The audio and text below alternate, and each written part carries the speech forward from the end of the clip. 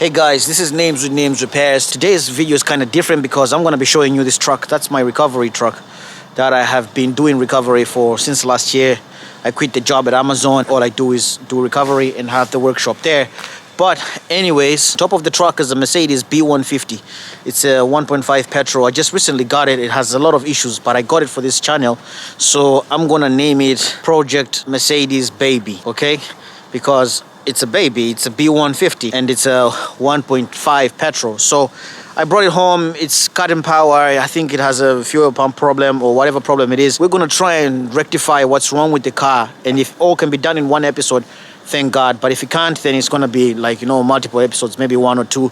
But this is Project Baby Mercedes, the Benz B150. It's a 06 car. I got it for very cheap from my neighbors, the Polish guys who do scrapping and braking. I drove it home and then it wouldn't drive back because it was starting and stopping. They told me about the problem already. So right now it's on the truck there. So I'm just gonna turn the truck on and offload it straight into the workshop, and then we start working on it. So let's dive right into it.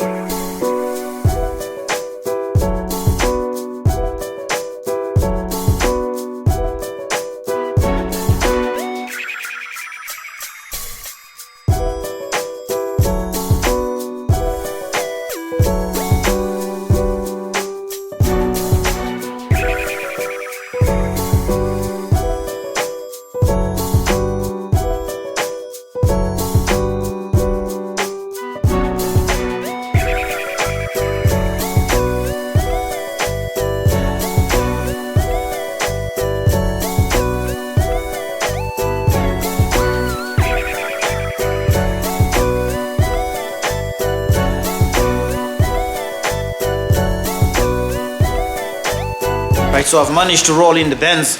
So there's my guy Martin there. He's gonna help me with diagnosing it, and we're gonna take it from there anyway. So we have a good battery now. So the car's cranking. Then we're gonna hear for sounds if the pump's ticking, if the relay is clicking, do some tests and see. And then we go ahead and lift it up and change the fuel pump and see if that works.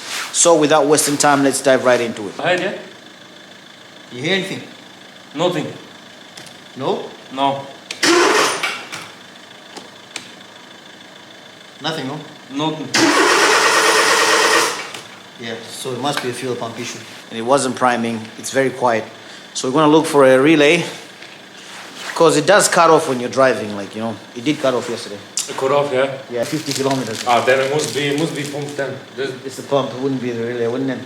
Well, it's a naturally aspirated petrol, it's not like a diesel, if you go into limp mode, it's usually DPF blocked or something, but this has no DPF or anything, so. Yeah.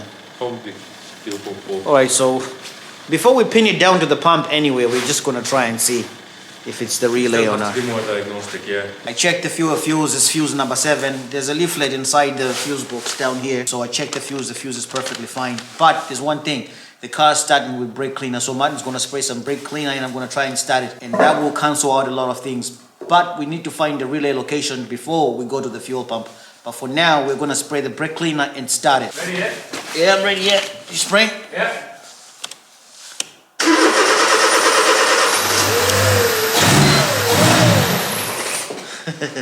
If you heard that, that means the car started. So it started with brake cleaner. Martin was spraying the brake cleaner there. There's two things now. We know that fuel is not going in. Combustion is happening with forced combustion, you know what I mean? So we checked the fuse is perfectly fine. The last thing we need to check is the fuel pump. But before we dive into that, let's check the relay first. Right, so after fidgeting around, we've come to a conclusion that there's something wrong with the fuel pump, but we haven't been able to test the relay because the relay is far away at the end of there, and then the battery's just draining. So what I'll do now is jack the car up and check the fuel pump.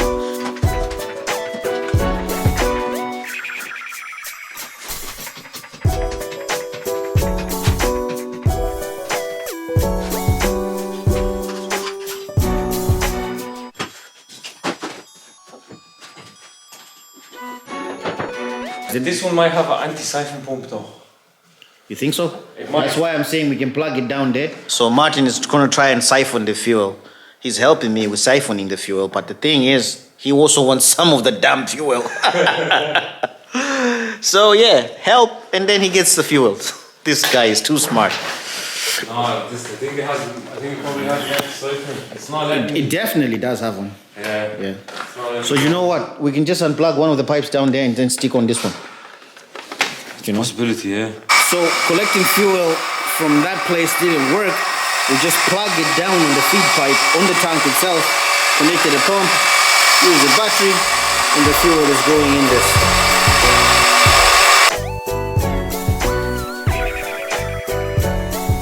Now that I've managed to take all the bolts out, I need a lift, guys. Please help me with the lift. I think this tray is gonna fall apart. And that's the fuel tank there.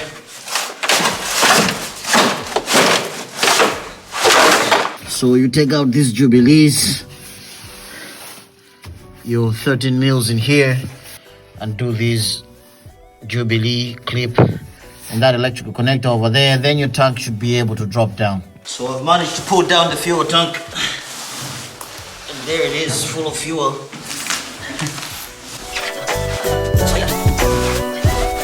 So there's a couple of 10 mils around here surrounding the pump, but it looks like it's a second-hand pump already. So somebody was here before us.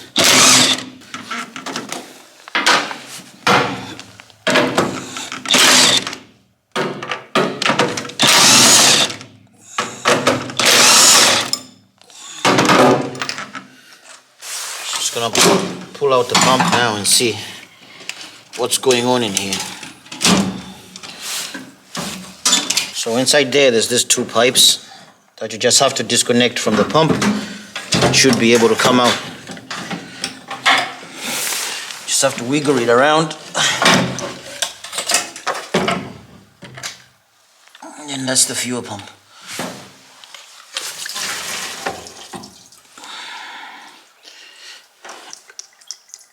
So this came from that guy. You can't make a mistake with them because they have the 3 lines and this one has 2. So if it goes here, it will go straight onto this one, and then that's that for that, right? Then just need another spring to go in here. One side is broken here. Somehow it did break, but it's fine. We're gonna leave it as it is. It's not gonna affect anything at the moment. So hey guys, while the fuel tank is down, it didn't seem like the fuel pumps have issues. But the thing is, I didn't check the relay because it's a pain to get to the relay here.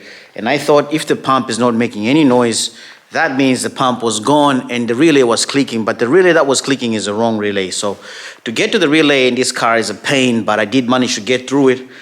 After I've just put the pump back up under the car, I'll show you now what I did. Right, so I just temporarily put the pump up like this, as you can see, and just connected it and then tried to turn the ignition key on to see if it was gonna make a humming noise that the motor is working. So when I did this, it didn't work. And then all I had to do was now think that there was no current coming through here, but I should have tested current before I even decided to drop down the tank. So it's my bad, it's my mistake. But then I went into the relay box and I just swapped the relays and now everything is working fine. They're in the relay box now, and this is the fuel pump relay, this one here. I will post up a diagram there on the side of the screen so you can see each individual relay and its function. So this one is for the rear heated window and this one is for the fuel pump. I swapped them and tried to press on and immediately the pump started clicking. So I'm going to show you that now. And that was the pump priming after switching the relays. So technically it's my bad diagnosis. I just decided to drop the tank without doing proper tests, but I should have done a real test and then find out what was really wrong with the car. But anyway, I'm gonna bolt back up everything and see if this fixes the car.